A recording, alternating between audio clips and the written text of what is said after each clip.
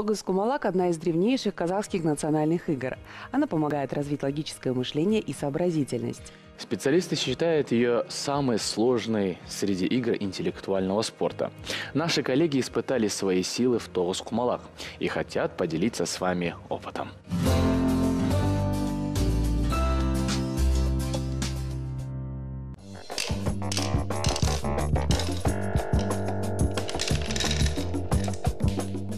И снова выиграла Меруэрт. Тогус Кумалак – это не такая простая игра, как кажется на первый взгляд. И чтобы больше не проигрывать, пожалуй, мне стоит больше узнать об этой национальной игре. История настольной игры Тогус Кумалак насчитывает не менее 4 тысячелетий. Она зародилась среди кочевых племен. Тогда наши предки делали небольшие углубления в земле и играли круглыми камнями и другими подходящими элементами. В ученом мире Тогус Кумалак прозвали алгеброй чабанов. Именно они придумали этот вид досуга. В нем используются все 4 основных математических действия. Сегодня для Тогус Кумалак есть специальные доски, а популярность этой игры уже давно вышла за пределы кочевых территорий.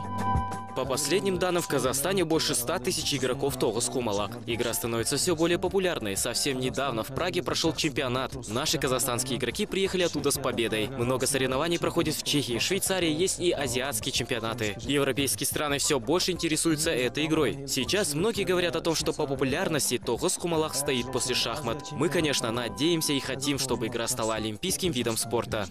Настольная игра отлично развивает такие качества, как усидчивость, внимательность, терпение, позволяет значительно улучшить навыки устного счета. За одну хорошую партию может производиться до 200 расчетов. В Тогус Кумалак с удовольствием играют и взрослые, и дети. Я занимаюсь игрой Тогус Кумалак уже 2 года. Мне нравится. Благодаря этой игре у меня хорошая успеваемость в школе, особенно по математике. Мне очень интересно учиться играть, потому что это игра наших предков. Она очень древняя. Дома я играю со своей сестренкой. Она сейчас на соревнованиях по Тогус Кумалак.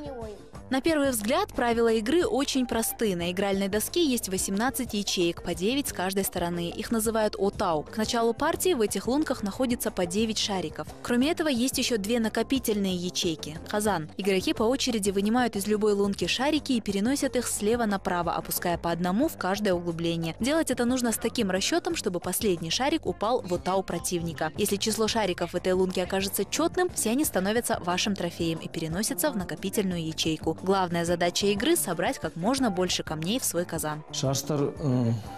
В Казахстане турниры по Тогус Кумалак проводятся часто. В основном это отборочные турниры к международным соревнованиям. Ежегодно в разных городах проводятся игры среди подростков и детей. В прошлом году проводили в Уральске, в этом Семипалатинске. Недавно прошел молодежный чемпионат в Павлодаре. Поэтому в Тогус Кумалак играют многие. Желающие научиться всегда есть. Несмотря на видимую простоту правил, партии в Тогус Кумалак могут продолжаться по 5-6 часов. Здесь важна не только логика, но и тактика. В игре могут возникать различные игровые ситуации. Например, после очередного хода все лунки игрока могут оказаться пустыми. Это называется «атсыз қалу» – остаться без коня. Всем этим стратегиям можно научиться с профессиональным тренером, что и делают уже многие наши соотечественники. Жұлдыз Салимова, Роман Ван, Жаңа күн.